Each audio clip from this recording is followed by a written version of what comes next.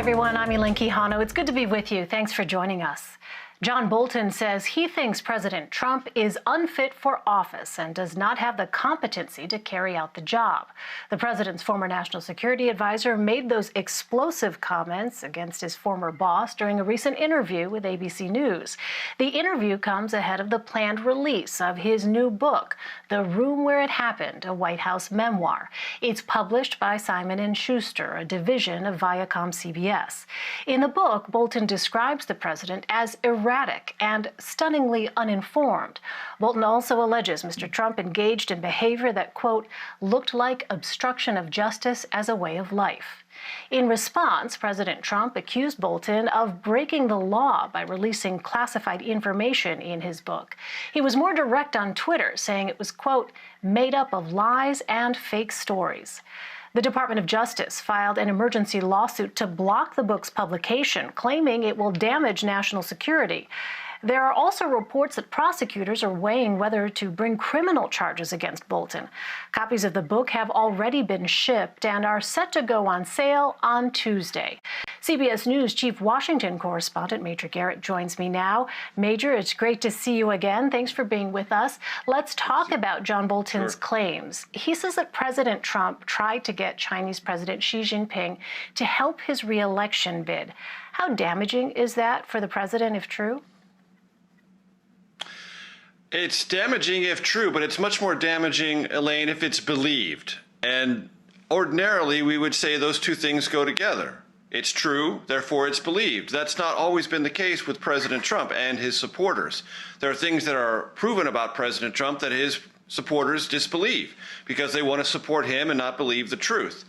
Now, there are some contested voices within the administration saying that John Bolton's recollection of this particular encounter with Chinese President Xi doesn't conform with their memory, therefore he's wrong and the president and they're right. That will be fought out.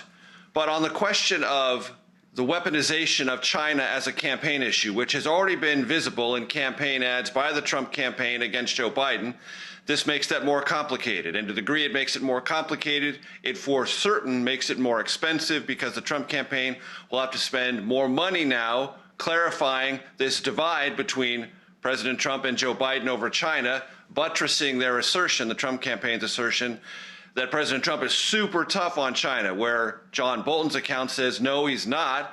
He's only interested in his political future, and he has no strategic insights with China and isn't that tough with China. He's just transactional. As to the other things said in the book that you outlined in your open, erratic, that's been said before, unprepared or unknowing or unknowledgeable about lots of things, that's been said before. But as I said on CBS this morning, today, this book isn't written by Omarosa. It's not written by someone called Anonymous. It's by the third national security advisor to the current president of the United States.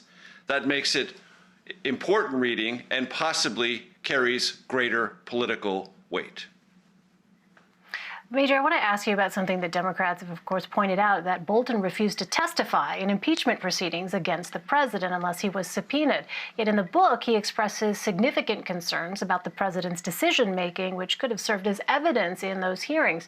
So why didn't he testify?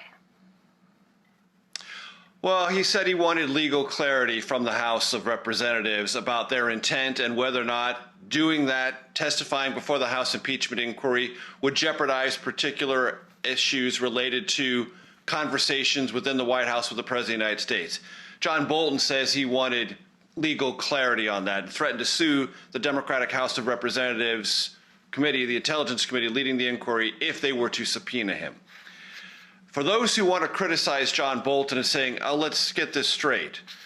This president is self-serving, self-interested, unknowledgeable, and unfit for office. You're willing to say that for profit when you're not under oath.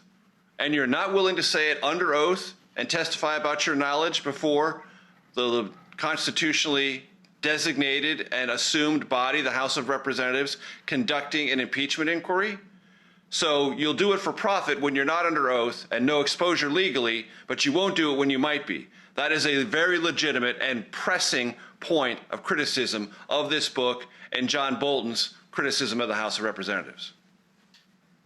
So the Justice Department, as you know, is suing to prevent Bolton's book from being published, but at the same time is trying to undo the guilty plea of the president's first national security advisor, Michael Flynn.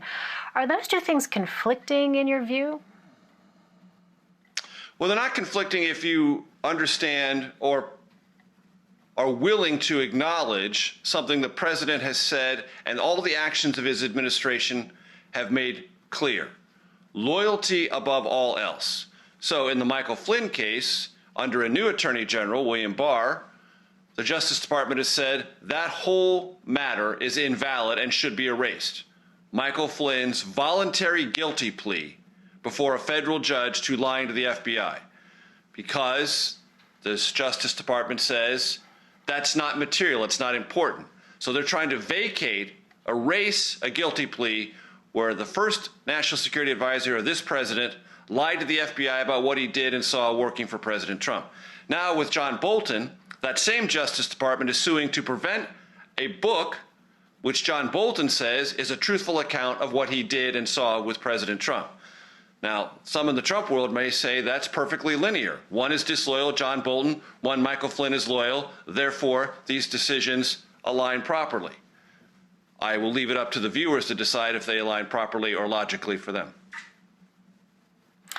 Major, before we let you go, I also want to ask you about today's Supreme Court decision on DACA. The president is clearly unhappy with the decision, and he's promising a new list of potential conservative judicial nominees. What is the significance of this ruling as it relates to the president's campaign promises? Well, it is significant in this sense. During the 2016 campaign, President Trump said he would get rid of DACA, deferred adjudication for childhood arrivals, as soon as he got elected into office. There was some delay on that. Then they got rid of it under Attorney General Jeff Sessions, we should recall. And there was a small period of time, a grace period allowed for those who were applying for deferred adjudication to receive some reprieve. But clearly this administration wanted to get rid of the program. The Supreme Court, in a 5-4 decision written by Chief Justice John Roberts, said, in doing so, you did not adhere to the requirements of the Administrative Law Act. In that opinion, Justice Roberts says to the Department of Homeland Security, if you give us a better reason to get rid of DACA, bring it back to us, which means it's not going to happen in this election year. I bring all that up because one of the reasons it's clear to me President Trump is critical of this decision is because he doesn't believe it is legally valid. His own acting Secretary of Homeland Security has said so on the record today, but he's also skeptical of John Roberts. How do I know that? Because in my book, Mr. Trump's Wild Ride, I recount, in a way that no one else ever has, a conversation in 2016 that then candidate Trump had with Leonard Leo of the Federalist Society, asking about justices on the Supreme Court. And he wonders if Chief Justice Roberts is sufficiently conservative. And Leonard Leo says, well, why would you ask? And then candidate Trump says, because of the Obamacare decision. And Leonard Leo says, what do you mean? And then candidate Trump says, he made it up, meaning he was insufficiently conservative because Justice Roberts allowed the Obamacare, the Affordable Care Act, to stand as the Chief Justice of the Supreme Court. My gut tells me that's exactly what President Trump thinks happened here. On a technicality, how did you apply the Administrative Law Act? Justice Roberts and the 4 other members of the Supreme Court found a way to keep DACA alive on what the president now regards, if he hasn't said so already, I'm quite confident he believes, is essentially a legal technicality, a way to find a way to keep DACA in existence without dealing with the messy underlying questions of legality. That is what I think the president's driving at. And when he says, I want more conservative justices, he means more conservative than Chief Justice Roberts. Major, I know you have to go, but I will say this is true. I remembered reading that in your book, and that's why I have it right here, because if we had more time, I was going to press you on that. Page 92 and 98, John Roberts discussion. All right, Major Garrett first. Major, thank you so much. Thanks, Elaine.